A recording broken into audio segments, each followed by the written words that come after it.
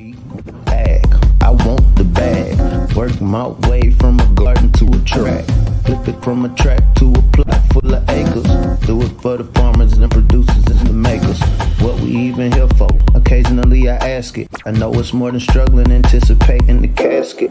Reap what we sow, I'm trying to fill up my basket. Life's a plantation, I self-law and master. Over the plot, I've been granted on this planet. Now it's slanted, cause the chosen been supplanted. But if you overstand it, it was spoken. Fractured, but we ain't broken. Even though some would rather play the role of token, we growing. Black through the essence of a presence. We carry the blood of gods, we carry the mind of peasants. Rich black gardens, future look more like Eden. Multiply seeds like the seed banks in Sweden. Rep my planners on plan according to season. B1 code, switching it up is treason. Black power, family what we eat. Either we get fed or we feed. B1AG. Welcome black to B1AG. Here at B1AG, we focus on black agriculture as it pertains to agricultural production, education, marketing, health, food, nutrition, and economics, all for the black family and the black community. Welcome. I'm John Henry Harris, and we also have Farmer Brown, the MC. This is another episode of the Daily Bread Podcast. Now, Rick Ross, the biggest boss, world award-winning rapper. He's been around for a while now. He's a franchise owner of Wingstop. And, he references Wingstop in a lot of his raps, especially the lemon pepper wings, which is his favorite, lemon pepper wings. But being that it is a chicken wing business, he has definitely been affected by a lot of these supply chain shortages. And there is currently a big shortage, if you have noticed, on chicken wings in this country. Now, what may be causing this chicken wing shortage? Now, there's a soaring demand for chicken, especially chicken wings and chicken breast all across the country. And according to the country's third largest poultry producer, Sanderson Farms, which is based in Laurel, Mississippi, it said it does not have enough supply to keep up with the demand, despite recently picking up 40 million pounds per year. 40 million pounds of wings per year. That's a lot of chicken. But with the pandemic, a lot of more people eating out, it's definitely caused a shortage of chicken wings, which is again, a major product that Wingstop uses. So one thing that they're doing, what they've turned to do, which I think is pretty smart move, is that Rick Ross is helping Wingstop to launch Thighstop in response to the chicken wing shortage. It is a virtual add-on to Wingstop in which instead of you ordering chicken wings, you order chicken thighs, which apparently there is not a shortage of. But chicken thighs are the more flavorful piece of meat on the chicken, and they're gonna roll with that. And we're gonna dive deeper into this business move, and also look into the fact that there is a chicken shortage in this country. Now, we just had a recent story about Jay-Z. He was launching his plant-based chicken nuggets. So now we're getting back to the real chicken, some real food here. So, Farmer Brian MC, what say you? First, I'd just like to say peace to the B1 family. Hope everybody's doing well. What do they call it? The Hegelian dialectic. We'll call this the Hegelian dialectic of food. And so I think this is a perfect representation of how the melanated mind can work. And so the other day, like you said, we reported on Jay-Z investing in a young white male's company, Simulate. We're going to make simulated chicken since we know people like chicken. And then we have Rick Ross that's like, okay, instead of simulating chicken, even though I'm vested in wings, I'm going to find another piece of the chicken to market in a different way. And so I will say, once again, playing devil's advocate on either side, this is innovation applied. This is innovation being used to address a real issue that not only affects us as a community, but affects the world. Everybody that likes chicken products. It seems on the surface to be a simple discussion. Okay, this man wants to get simulated meat. This man is just going to get another piece of the chicken. But I think this goes a lot deeper into one of the reasons we're like to continue this B1AG conversation is really identifying all of these different unique niches that not only can be filled, but need to be filled within agriculture.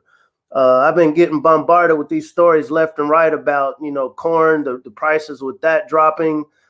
China is basically, our relationship with China isn't too good with agriculture. I'll leave it with there as far as North American producers.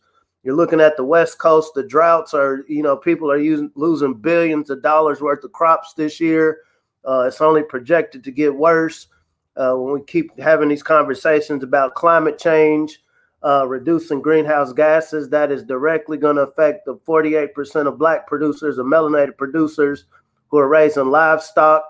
When we go back to the purpose of the simulate chicken, that was one of the main reasons that was being created, is to address the large CAFOs, confined animal feeding operations, when we're talking about poultry production. And so all of these are aerodynamics within it. Agriculture isn't just plows and sows. There is really science applied to this. And as consumers, as conscientious observers, there are definitely a lot of implications. And I would like to say Rick Ross is a lightweight marketing scientist right now.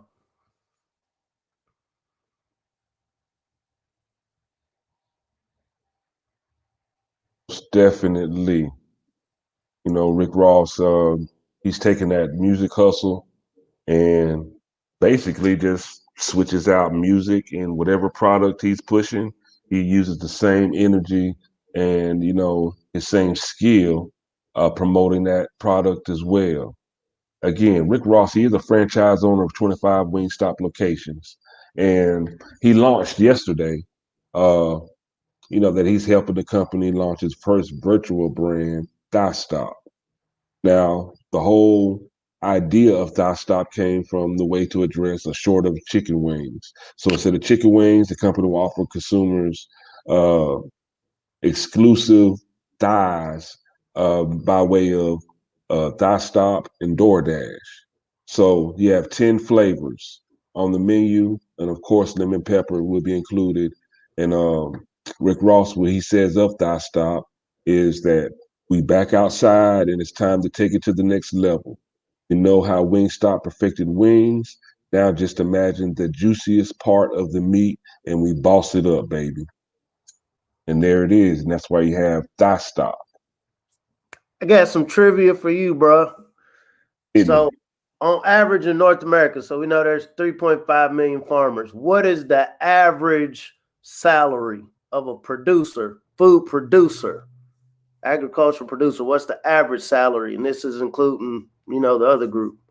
From the biggest farms down to the smallest farms, now, average, I would say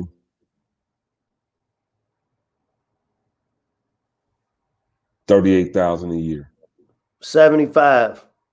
Wow. Okay. 75. That's average producer. Now, what is the average salary of an ag marketer? Because this is what Rick Ross is, boss it up, right? What is the average salary of an ag marketer? Now I know a lot about business, so when you get into sales and marketing, I'm thinking like 150,000 a year. 108. Good guess. Okay. 108. This for anybody watching that's, might have some youth or, wanting to change your career. I really think hard about the Booker T. Watley concept of, avoid the middleman like a plague. But we know when we're trying to get agricultural products sold, especially within the melanated producer community, we're going to have to apply marketing. Mainstream farmers have Kroger. They have, mainstream media to promote the image of them being the prototype of agricultural producers. And so that same energy, that same effort of marketing is unavoidable if we're going to create this windfall of opportunity for what we call Black producers. But saying that to say this is a career. Rick Ross did say he's going out on his farm now, riding his own tractor, cutting his own grass. But technically, an ag marketer might not ever spend any time on a farm, but their role within agriculture is just as, if not equally important as the producer. As we're talking about salaries, and this is as of June 2021, 108,000 for ag marketing. This is, B1AG, we're kind of a mixture between education, marketing, promotion, just of the concept. Not to deviate or digress too far away what we're talking about, this is why it seems like, it's abstract. Why these dudes just keep talking about ag. I ain't heard you talking about how to plant no tomatoes. We can't skip steps. There is a reason why American agriculture is $1 trillion business. When you think about the production of food, that's only a small piece of it. The value-added products is what brings value to a lot of the products. It's one thing I can grow some tomatoes.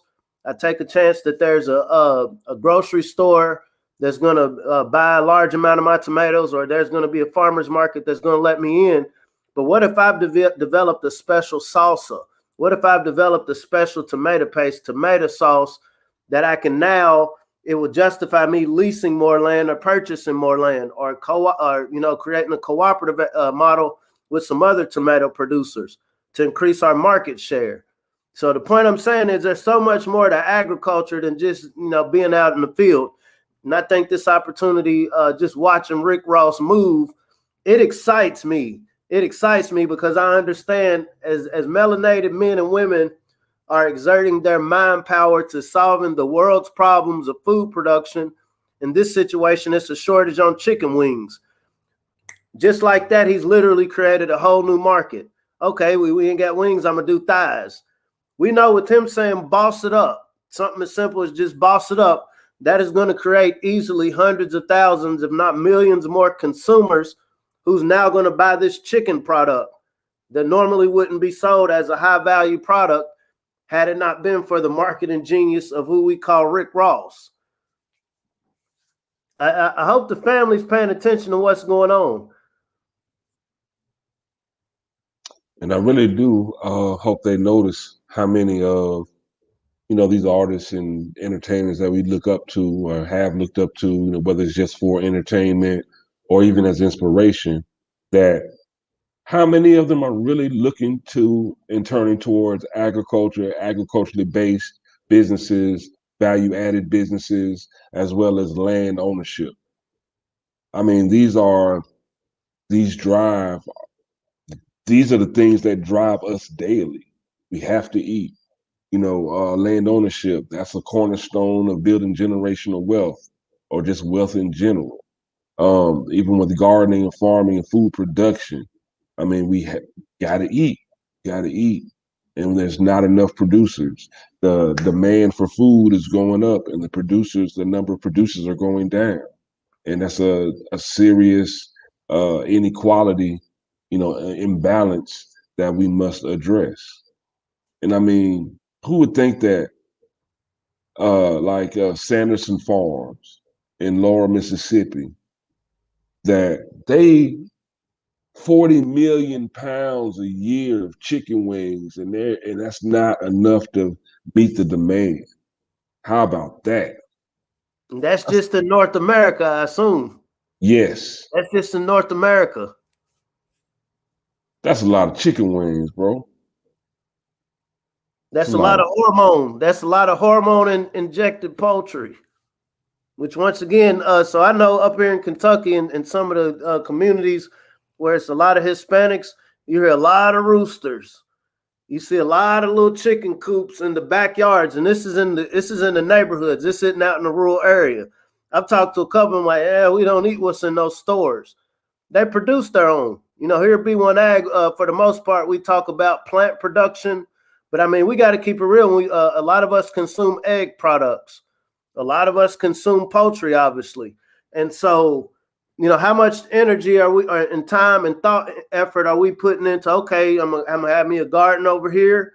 I'm gonna raise me a handful of chickens in the backyard. I'm gonna use some of this chicken manure to fertilize my garden. Some cultures, this is just normal to them. What do Young Thug say for years? Lifestyle.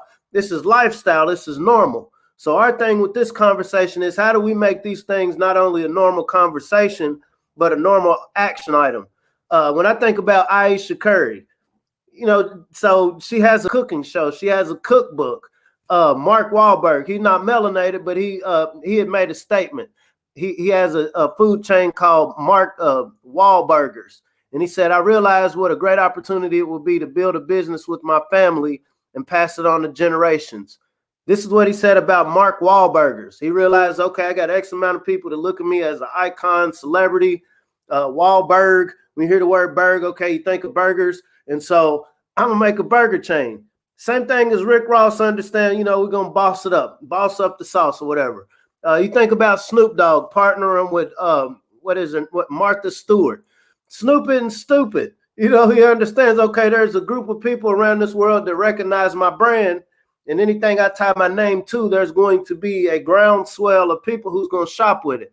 And so, I know he has different cannabis strands as well as cooking shows.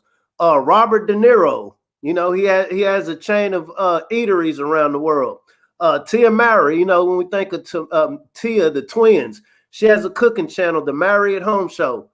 Patti LaBelle, when we're talking about these value-added products, those pies, rolls, like she has a whole food line. We think about Pharrell Williams, and so he's opened up an indoor-outdoor restaurant. And so we think about a lot of these social distancing protocols that are only going to become more prevalent within our culture. Pharrell Williams is investing. Okay, I'm gonna have these healthy spots that we can have them outdoor and indoors. Ludacris has a chicken and beer series that basically he's got a partnership with a couple of airports. And so I'm bringing these names up to say we tend to just keep seeing the entertainment value of what we call icons, what we call celebrities. But when we follow this concept of following the money, you see that, okay, they're not investing in record labels. They already have record labels. Okay, I remember when we was growing up, everybody wanted to have a clothing line. But this isn't what you're seeing. You're seeing a lot of these A-list celebrities literally investing in the food system.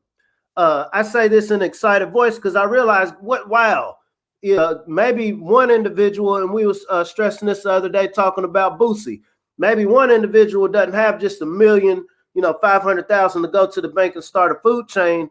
But if we're following the money, we see like, okay, if we're working cooperatively in a cooperative economic model, maybe for every one celebrity that can do this, 50 of us concerned individuals, conscientious individuals, woke individuals in our respective communities can follow these same patterns. Maybe it's worth reaching out to these brothers like, hey, Rick Ross, here in South Carolina, we like your model. We got 50 of us. We got X amount of acres of land. We got equipment. We got a team of farmers that already raise poultry. We want to continue your franchise. Either expand an existing franchise or create your own. But saying that to say, being creative within this system, the main agricultural problem addressed was we have a shortage of wings. The solution was I'm gonna bring value to the thighs. Potatoes. And so one of the other items at Rick Ross's Wingstop is potatoes. We realized that at McDonald's, for example, Bill Gates is growing their potatoes. This seems arbitrary. Who cares about potatoes? But think about it. Every French fry you eat, the natural ones, are derived from a potato. And so it seems like just a mundane crop to grow, but you realize, okay, we're funding wing shops. We're sourcing these restaurants. We're sourcing these cafes. We're sourcing, these people that got these different value-added products. So growing something as simple as potatoes. When we think about Jason Brown, the center, he used to be the highest paid center for the Rams, 25 mil. He doubled his income by quitting football to become a sweet potato farmer. Literally just sweet potatoes, because he realized, okay, people eat sweet potatoes. You can get sweet potato pie, sweet potato souffle. The other day I was up in Cleveland. I had never had sweet potato soup before, but it's masterful. And so you have all of these value-added products from what seems to be just these mundane crops. When we ask the question, because people ask all the time, well, how can we help Black farmers? We will burn ourselves out. We will burn our engines out, continuously going to the usual suspects, asking them to, hey, I know you're going through drought. Y'all's farm operations ain't doing too well. So will you stop focusing on yours and focus on ours? That's not realistic. We see if we have one Rick Ross, and we have at least, I would say at least a few dozen hip hop celebrities, hip hop movie stars in the melanated community who are already investing in food products and food services and restaurants. And I'm being very practical right now. It isn't pocket watches, and it's being practical. Nobody wants you wasting their time. You know, a lot of people aren't in the game of, hey, let me help lift you up, adult. Like, nobody's in that game. But if you come at somebody with a plan, specifics, hey, I know you got this restaurant, and I see that you consume 5,000 pounds worth of potatoes in a year. Like I'm saying with the French fry dynamic. Here in South Florida, we grow a lot of this. I think we were talking about a certain type of salad you were talking about. What's that? Yeah, that's the conch salad. The conch salad. And so, okay, in our section, okay, we got 25 acres over here that we can just grow the lettuce for this salad. We're gonna employ. You know, we're not gonna ask nobody to do nothing for free. We're gonna employ some of these entertainers. We need you to talk about this conch salad that you can only get from this particular melanated owned company. And it is at least 65, if not more, % sourced from melanated fingers growing this on melanated owned land. Once again, these are very practical solutions. I hate to seem like I'm excited, but I really am. Rick Ross never ceased to amaze me. I remember back when Every Day I'm Hustling came out. I just liked the beat. You know, I liked his verses. I thought he's real good at spitting. I know for a while there was a controversy about, he's a security, he's a jail, a security guard or whatever. But entertainment is entertainment. I think he came out and he was honest, like, I'm an entertainer. But I think when we talk about, you know, just as us, you know, I speak for gentlemen. You know, we're in our 40s now. Like, oh man, we done lived a little bit. We got karma we got to deal with. I think he's definitely, along with Bootsy and others, creating a model of, now, how do we deal with this karma? We know we've contributed, all of us on a large scale or small scale, to the consumption habits of our community. Any one of us that's gotten on a microphone talking about turning up, drinking liquor, smoking weed, you know, banging whatever, we've contributed to some of the problems that we see that are plaguing us. Some of the problems that have contributed to somebody not being like, I don't want to be a farmer. I want to be one of these rappers. You know, these rappers look like they got it made. These athletes, these entertainers look like they got it made. And so by the nature of you doing your job, whether you're trying to do it or not, you're just trying to get a bag. You're putting out to the community. You're putting out to impressionable minds that let me get away from the land and let me get on this stage. Let me get on this court. And so instead of Rick Ross taking the pound cake approach, as some before us, he's literally creating a blueprint. The same way with Master P in the grocery store chains. And so I got people turned up, crunk, you know, a lot of bodies getting triggered by some of this music. But at the same time, there's farms that's making money because Rick Ross done came up with a way, okay, now we ain't got to waste these chickens. We can actually get more for these chicken thighs now than what they were before I came up with Thighstop. And I think it's masterful, man, and it's science. It's melanated science.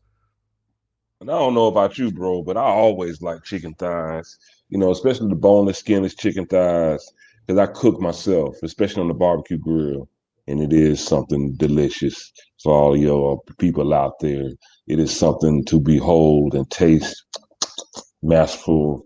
I'm a pit boss, for real. So anyway, chicken thighs, they are the most flavorful part of the chicken. You know, there's enough of fat to keep it juicy, and the dark meat there's a sweeter taste to it. That's the part of chicken I eat anyway. You know, that's when I throw them skinless, boneless, skinless chicken thighs on the grill and smoke them and season them up. It's a delicious thing. So I already know it's going to be a lot of success with this. Because at the end of the day, I mean, people like chicken, period. You know, most people, like, they only eat white meat, you know, for whatever reason. Everybody has their taste or preference. But I really do like the chicken thighs anyway. So I'm looking at this and I'm like, man, this is really smart. It's a good idea.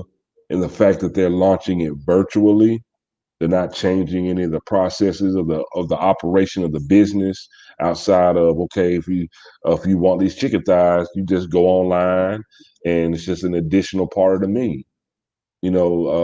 Easy to implement. And again, you got this is Rick Ross. He's going to make sure he's ensuring the continuance of his business because he owns 25 of these restaurants, 25, and that's just Wingstop. We're not talking about all the rallies, checkers that he has. He's invested in food. And one more point I would like to make out there to the B1AG family. All this is coming because it all started because he was a fan of Wingstop lemon pepper chicken wing. He took something that he actually liked and invested in it and made it a business and became part of that business. And I challenge everyone out here that hears our voices to do the same. If you like apples, and if you just happen to know an apple producer or know of a great value-added product that you can make from apples, turn into a business. Turn into a business. Marketing. Let me read a paragraph for you. So you brought up a great point about a lot of us just by default chicken wings. Because this, when you go to, you at a Super Bowl party, you out turning up, the first thing come to your mind is I want a chicken wing, right? That was marketed. One of the subjects we consistently talk about on B1AG is social engineering and social marketing. So when we think of bacon in our minds, our parents' mind, probably some of our grandparents, depending on how old we are, is normal. Like you see bacon as a part of just breakfast. But in 1890, the people, our ancestors that lived in 1890, bacon wasn't a part of our breakfast menu. It was 128 years ago in 1891, George Hormel founded a company in Austin, Minnesota. And this is when they came up with the marketing idea because they had extra pieces of a pig. And like, you know what? This would taste great with what we call breakfast. Hormel has an annual sales of $500 million. And this is mainly because of bacon. It got started 128 years ago. And this has everything to do with what Rick Ross is talking about with these thighs. In 1890, the value of a pig's stomach and the different places where you can cut bacon from, hey, this is just a piece that we kind of throw away. After we've got the main pieces, the prime cuts that we want, there's nothing else to do. But George Hormel founded a company, and hey, we'll get that extra piece of this pig that you have no use for. And then once again, when we're getting into value added, once again, when we're getting into our ingenuity, how to get the most out of the least. And it's a $500 million a year business because over 128 years, I've socially marketed to you that your breakfast meal isn't complete without bacon. If you're a restaurant that came along after that date, by default, now you're naturally going to include bacon into your breakfast menu. Oh, you like bacon in your salads now. Bacon wasn't a primary product until 1891. Let's put this in perspective. And this is why I'm stressing when it comes to our ability to market and drive culture. How many other products that we know melanated farmers are more than capable of producing on a large scale with minimal inputs? We see that these melanated farmers aren't getting help from the central government. We see trying to break into certain markets and grocery stores, that can take a while. We see that this discussion about reparations is turning into one trick bag after another. And so what is something like bacon? When I say bacon, literally and metaphorically speaking, what are the things that, people tend to throw off to the side? I was looking at a documentary the other day. I forget the name of it. It'll come to me in Eating High on the Hog. And it was just talking about how historically, our ancestors, okay, we got the worst of everything and we turned it into what's now become staples of American food system.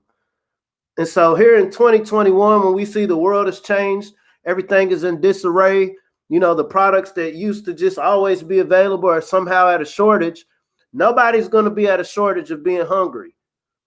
You know, as we have and we're fortunate because we have a whole new layer of young consumers that don't know what good food is or bad food is, soul food is. The same way wings as being the main thing we eat when we go to a party was marketed to us. Hey, when you go to your Super Bowl party, make sure you get some wings. Hey, when you have your birthday party or whatever, make sure you got the wings. Rick Ross has poisoned himself to make thighs this same dynamic as wings or bacon or anything else that has now become a staple of our diet. Let us expand this into what are other products that we as a community, as a culture, as consumers can be like, I like my sweet potatoes this way.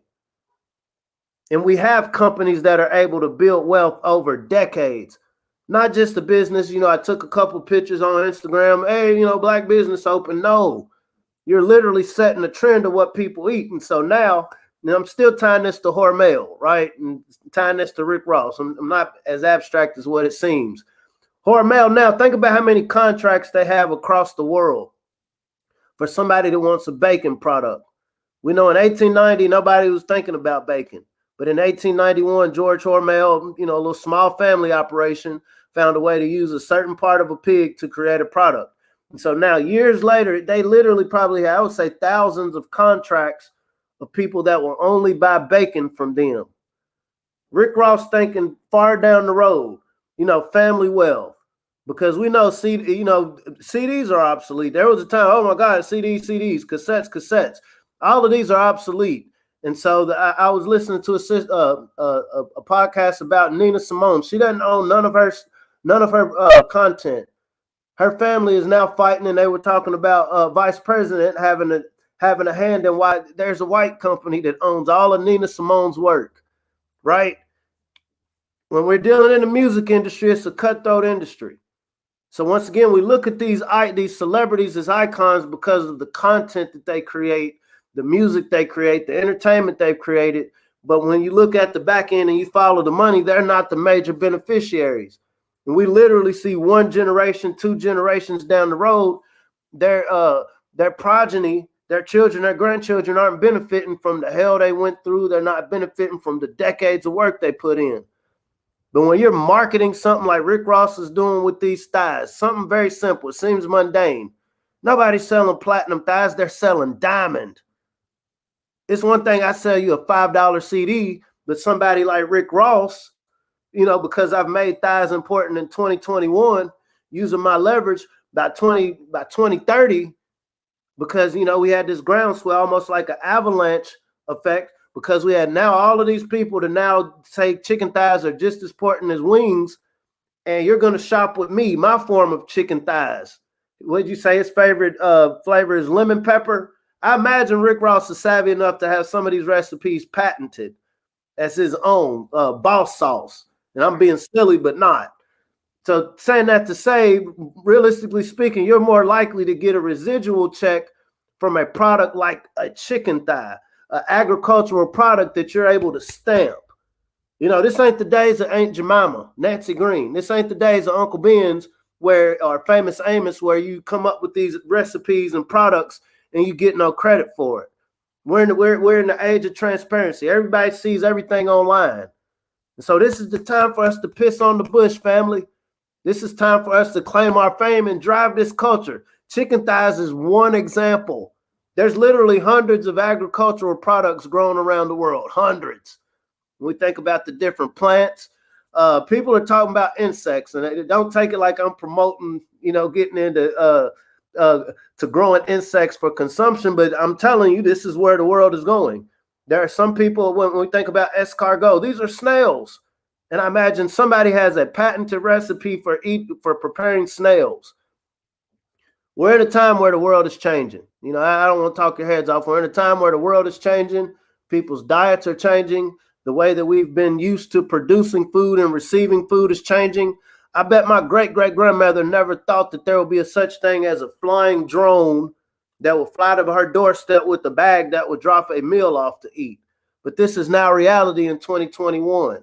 My mother would have never thought, okay, I'm in a day and time I could just, you know, get on a something called a cell phone, because my mom come up, you had these landlines.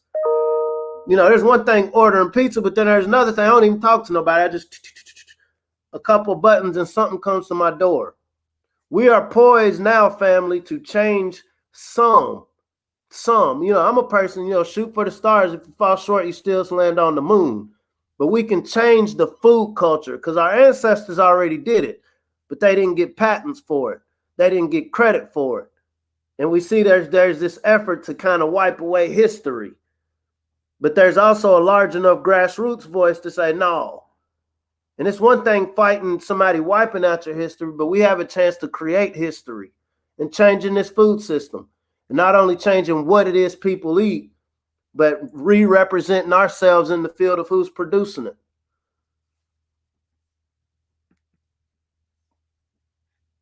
Just want to put this picture up for everyone to see. This is off of Rick Ross's Twitter yesterday. Where flavor gets its thighs. Y'all see it. Sitting in front of his sprawling Atlanta mansion. Bentley trunks wide open, full of Wingstop, Thighstop, chicken thighs, and all their deliciousness. Great marketer. Great businessman. Ag market, $108,000 a year average salary for young people that's tech savvy, that's artistic, in the graphic arts. It's one thing I'm just, look at me, but it's another thing, look at me, got thousands of people looking at me, and I'm drawing you to a product that I'm getting a percentage of. I'm getting a residual from.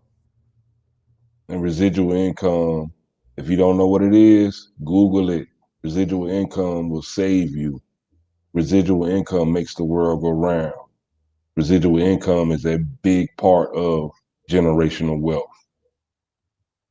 Now, if you have any questions for us, or just want to show off your garden, hit us up at B1AG@gmail.com. Because we'd love to see what you got growing on. We'd love to see that. And also, we are big advocates of growing your own food. Again, like we stated before, we talk about a lot of things in agriculture across a broad spectrum. But when it all boils down to it, we advocate you growing your own food, eating healthy, and eliminating these toxins out of your life. So you can get Black to the Garden by going to healthyblackfood.com and sign up to learn how to grow your own food. Sign up. Again, use the promo code podcast for 30% off. Now, Rick Ross, the biggest boss, Lemon Pepper King. We can learn a lot from Rick Ross. Just over the course of his career, and a lot of these rappers, period. They're, as you see when they came into the game as young men and women, their content was a certain way. But as they're growing and maturing and accumulating real wealth and getting more insight as they travel the world, we see where their content is going and where their real life business practices what is receiving the real energy. And that is definitely, a lot of it centers around food. And that's something that we all need to look at. But if you really, really, really want to know something, it's something you can do for yourself. You know what I'm saying? And matter of fact, it's your God-given right that you can do this yourself for you. You ain't got to do it for nobody else but yourself. But if you really, really, really want to know something, what do they need to do, Farmer Brown? Put $1 million in your duffel bag and learn how to grow something. There it is, y'all. I'd like to thank you for tuning in to Daily Bread Podcast. Hope to see you soon. Be prosperous. Have a growth state of mind. Chase that wealth. Matter of fact, let wealth chase you. You might need to slow up a little bit. Just stop running and just take a nice little cool stroll and let wealth chase you down. How about that? We're going to do that today. We're going to let wealth chase us down and give us a big old bear hug. And that's what we're looking for. So, hopefully see you soon. B1AG, Daily Bread Podcast. I'm John Henry Harris. And we got Farmer Brown, the MC. And hope to see you tomorrow or maybe later on today or whenever. We hope to see you soon. And hopefully you have a big smile on your face and you can give me a high five midnight. You know what? Wealth caught me yesterday, just like you said. And let's share them stories too. So see you soon. We're out.